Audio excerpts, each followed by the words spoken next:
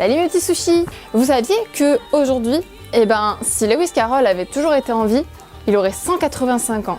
Du coup, on va parler un petit peu de son œuvre, c'est-à-dire d'Alice au Pays des Merveilles, parce que même si Pasto s'y connaît beaucoup mieux que moi en la matière, moi je vais vous présenter les adaptations en manga. C'est parti!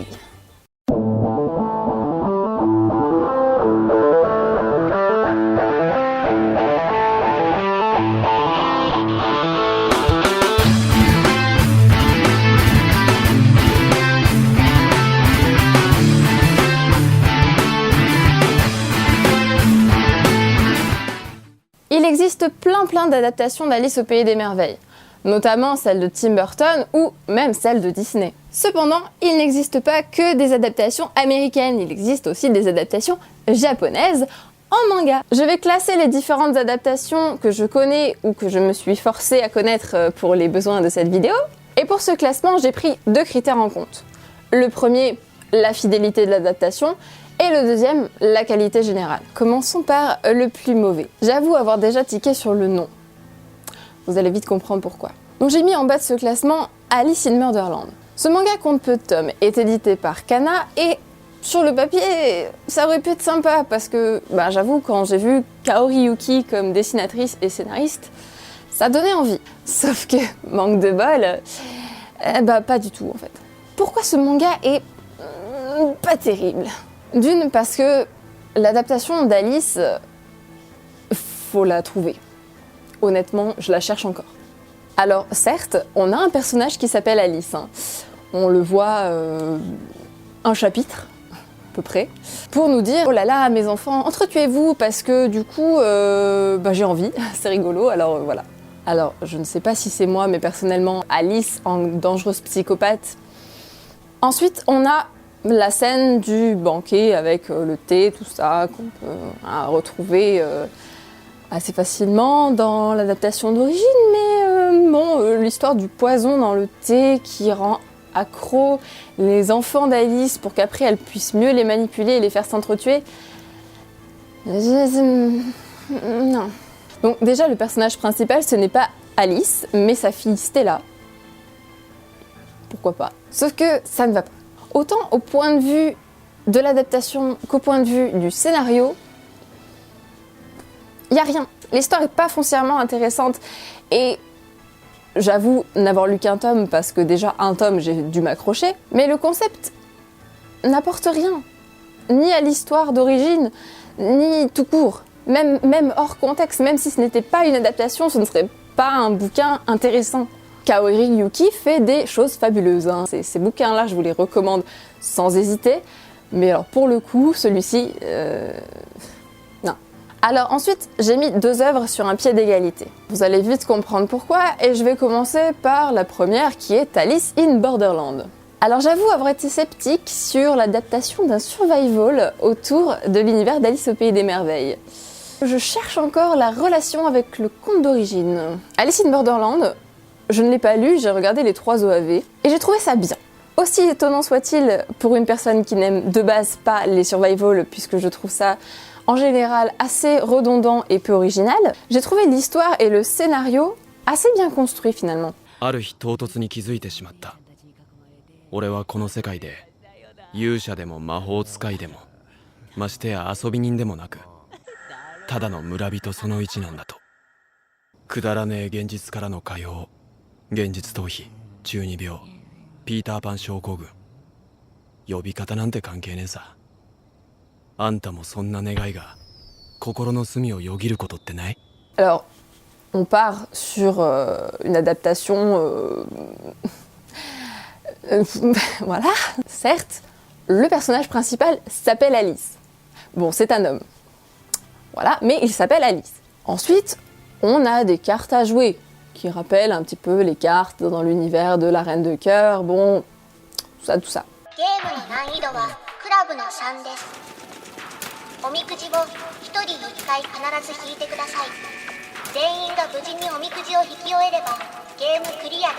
Et pour finir, on a subtilement une jeune femme qui s'appelle Usagi. Usagi voulant dire lapin en japonais, on fait sans mal le rapprochement avec le lapin blanc. ウサギよ、Après, j'ai pas lu l'histoire du coup après les 3 OAV, mais peut-être que certains personnages justement sont reliés à d'autres personnages d'Alice au Pays des Merveilles. Mais dans ce que moi j'ai vu, à part ces éléments-là, l'adaptation... Par contre, c'est un très bon manga. Alors évidemment, je le recommande pour ceux qui aiment les survival, hein, sans hésiter. Mais même pour ceux qui n'accrocheraient pas au genre, ça peut être un de ceux que je pourrais éventuellement recommander. Pour le prochain, eh ben, c'est tout l'inverse. Alice au Royaume de Cœur est un bouquin qui m'a un petit peu fascinée, je dois l'avouer. Mais pas dans le bon sens du terme. En fait, pour vous dire, je ne savais pas qu'il y avait plusieurs séries. Quand j'ai acheté par mégarde Alice au Royaume de Trèfle, qui est la suite de Alice au Royaume de Cœur. J'ai donc acheté le premier tome d'Alice au Royaume de Trèfle, je l'ai lu et j'ai fait « Pourquoi j'ai acheté ça ?»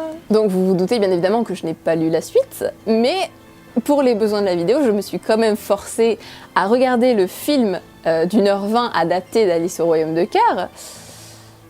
Et ben j'ai pas été déçue, hein. Niveau adaptation, on est proche du Disney. Alice ressemble assez au stéréotype de la petite blonde, voilà, avec ses jolies robes et qui est toute mignonne. Alice.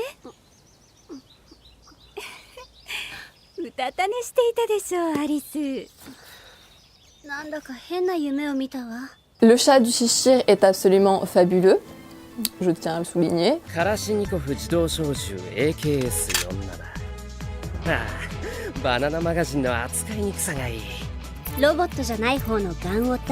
La reine de cœur, c'est la reine de cœur basique, hein, qui veut couper la tête à tout le monde. Le job de la reine de cœur.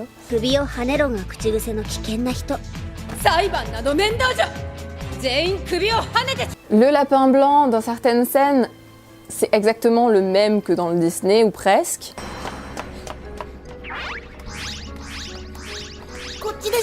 Et le Pays des Merveilles est tout coloré, très original, très what the fuck par moment, enfin l'image même de ce qu'on pourrait se faire du pays imaginaire.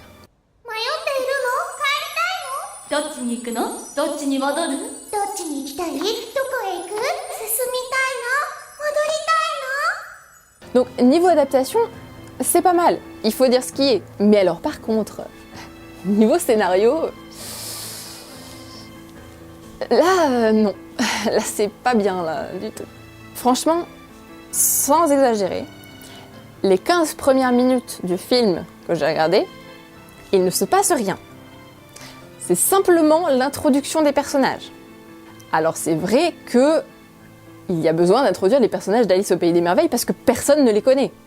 Bien évidemment. Bon, hormis ça, si la suite était plus intéressante que les 15 minutes d'intro, ça passerait. Sauf que pas du tout. Non, l'heure qui suit, après, c'est encore pire. Honnêtement, alors je ne sais pas si c'est pareil dans le manga, je vais pas aller vérifier. C'était ennuyeux à mourir. Il ne se passe rien, on comprend rien, il n'y a pas d'histoire, ça passe du coq à l'âne, ça n'a aucun sens, on nous présente plusieurs histoires parallèles, mais qui au final essayent de se rejoindre vaguement, mais c'est tellement mal construit que finalement, même comme ça n'a aucun sens. Si le manga est à la hauteur du film, je vous le déconseille, mais alors à 200%. C'est pour ça que je voulais mettre Alice in Borderland et Alice au Royaume de Cœur au même niveau, parce que du coup, il y en a un, c'est une très mauvaise adaptation, mais c'est un plutôt bon manga, et l'autre, c'est une assez bonne adaptation, mais un manga très. Et ensuite, et pas des moindres, le number 1 du classement. Alors, celui-ci a tout. Il a une bonne adaptation et il a un bon scénario. Il s'agit d'Are You Alice. Niveau adaptation, on a quelque chose d'assez original. Déjà, on a un jeu avec le gender bend qui fait que Alice est un homme et que la reine de cœur est un homme aussi. Voilà, tout le monde est un homme, hein, c'est fabuleux. Voilà. On retrouve donc Alice qui débarque au Pays des Merveilles, qui tombe sur le chapelier fou, qui lui dit « Hey, au fait, alors désolé, hein, mais t'es pas vraiment Alice, hein, en fait. T'es la je sais pas combienième Alice qui vient au Pays des Merveilles. Et du coup, il faudrait que tu tues le lapin blanc pour devenir la vraie Alice au Pays des Merveilles. Voilà.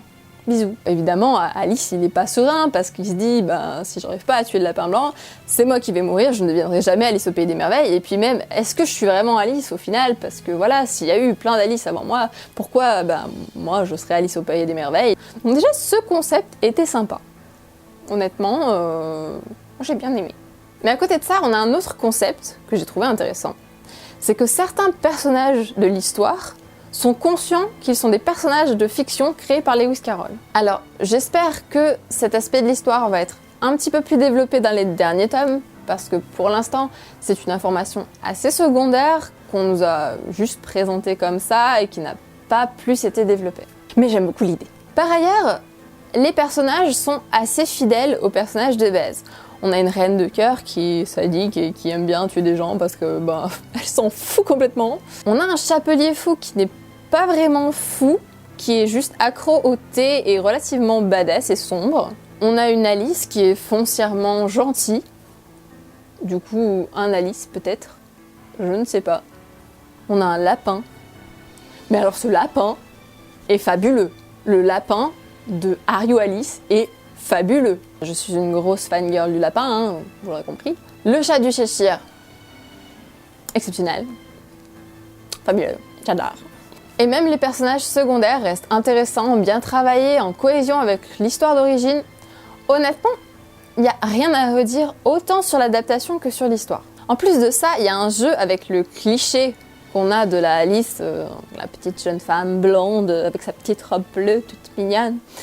Puisque la Alice qui précédait le Alice héros de Are You Alice était la Alice qu'on s'imagine comme dans le Disney. Et qui justement était vue comme la Alice au Pays des Merveilles qui allait réussir sa mission pour devenir officiellement la Alice au Pays des Merveilles et qui a finalement fail, voilà, sinon l'autre Alice ne serait pas arrivée. Et qu'il a un tout petit peu mauvaise du coup parce que même elle se considérait déjà comme officiellement la vraie Alice. Donc voilà, Are You Alice chez Kazé en 7 ou 8 tomes, selon quand sortira ma vidéo, je crois qu'il y a un tome qui va sortir au milieu, alors peut-être que... Très bon manga, je recommande pour ceux qui aiment l'univers d'Alice et pour ceux qui voudraient découvrir quelque chose d'un petit peu original. Et alors là, je vous entends tous dire « Oui mais Akira, t'as quand même oublié quelque chose, je veux dire, voilà, il manque quand même un manga qui parle d'Alice au Pays des Merveilles et qui est quand même vachement connu. » Alors oui, effectivement, oui, je n'ai pas parlé de Pandora Hearts, mais ça va venir, vous inquiétez pas. Je mettrai Pandora Hearts dans les hors-sujets, ou hors-série, ou hors-classement. Alors pourquoi? Tout simplement parce que l'histoire de base de Pandora Hearts n'a absolument rien à voir avec Alice au Pays des Merveilles. Parce que oui, on a Alice. Mais bon, déjà pour faire la corrélation avec Alice au Pays des Merveilles, si elle s'appelait pas Alice, on pourrait chercher. Et on a le chat du Cheshire, qui est assez fidèle aux autres adaptations du chat du Cheshire. Lui, d'accord. Lui, on le garde, il est bien, on le garde. Mais alors, outre ces personnages, peut-être, si on cherchait à pousser le truc, on pourrait dire que Xerxes est l'adaptation du Chapelier Fou. Mais alors, les autres personnages, l'univers même du manga, de près ou de loin, je vois pas vraiment comment on pourrait le classer comme adaptation d'Alice au Pays des Merveilles. Alors oui, on a une histoire de monde parallèle qui pourrait éventuellement se rapprocher du Pays des Merveilles, sauf que on n'est pas dedans. Contrairement aux autres adaptations, à Alice au Pays des Merveilles, on n'est pas dans le Pays des Merveilles cette fois-ci. On est juste dans le monde normal et on entend parler d'un monde parallèle. D'où vient Alice? Donc là, ça pourrait être pertinent, mais c'est pas exploité plus que ça. Donc pour moi, Pandora Hearts prend certes des personnages d'Alice au Pays des Merveilles, mais ce n'est pas une adaptation. On ne voit aucun rapport avec l'histoire de Lewis Carroll. Voilà, donc Pandora Hearts, c'est un très très bon manga aussi que j'ai vu il y a... Ça me rajeunit pas tout ça, mais voilà, j'ai vu il y a longtemps. Et que j'ai commencé à lire, mais que j'ai jamais fini parce que j'ai perdu quelques tomes en cours de route et que du coup je me suis jamais remotivée à les acheter et à les lire. Vous avez pu le constater, il y a des bonnes adaptations d'Alice au Pays des Merveilles comme de très mauvaises, même dans le monde du manga. J'espère que cette petite vidéo un petit peu différente de ce que je fais d'habitude vous aura plu. Je tiens d'ailleurs à vous préciser que pour cette année, je vais changer le concept de mes Kitsune News. Donc Les kitsune manga vont rester à thème, comme je fais d'habitude, avec les personnalités multiples, tout ça, tout ça. Par contre, les kitsune news ne vont plus être sous forme de booktube, puisque au final, ça ne me plaît pas vraiment comme format. Et à la place, je vais faire des épisodes sur un manga en particulier. Donc un manga, anime, voilà, ça dépendra de mon inspiration du moment. Donc voilà, je traiterai de mangas connus, pas connus, si possible finis, mais ce sera pas obligé, et que j'ai aimé ou que j'ai pas aimé. Ça sera un petit peu plus dynamique que les Kitsune News que j'avais pour habitude de faire. Il n'y aura pas les personnalités multiples, parce que je veux quand même garder un format qui soit différent des Kitsune Manga, parce que sinon ça sert pas à grand chose d'avoir 2 formats différents. Mais j'espère que ça vous plaira, et puis vous verrez ça très prochainement, incessamment sous peu. Sur ce mes petits sushis, je vous fais plein de bisous, et je vous souhaite de rester au chaud, hein, voilà, au coin du feu, en pull, bonnet, gants, tout bien, voilà, sous votre plaid. Parce que vu le froid qu'il fait, moi je compte pas sortir, hein, voilà, on va rester à l'intérieur. Parce que la neige, commence à y en avoir marre. J'en ai marre.